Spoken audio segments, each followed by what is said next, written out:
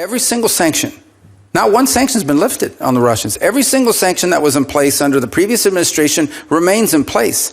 So this idea we've given up leverage, well, we have the same leverage today that we had under the previous administration. And we continue to fund what the Ukrainians need as the president, and are you prepared to pass another supplemental bill to support them? Well, that's a different decision. That's a different question. That's not up for me to decide. The White House would have to make a determination about whether to come to Congress for a supplemental. But everything that's been approved and congressionally appropriated is ongoing. In fact, to the extent that the Ukrainians have asked for anything additional, what they've asked for is air defenses, Patriot units, which frankly we don't have. But we are working closely with our NATO allies. There are NATO allies that do have some batteries of Patriot missiles that they could provide or transfer over to the Ukrainians to defend, for example, the airspace of Kyiv and other places.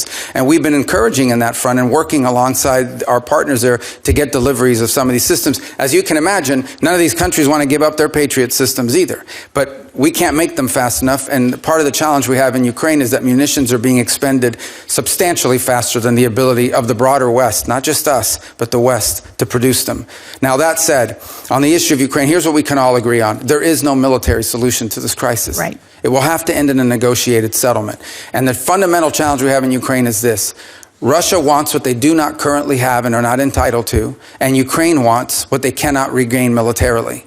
And that's been the crux of the challenge.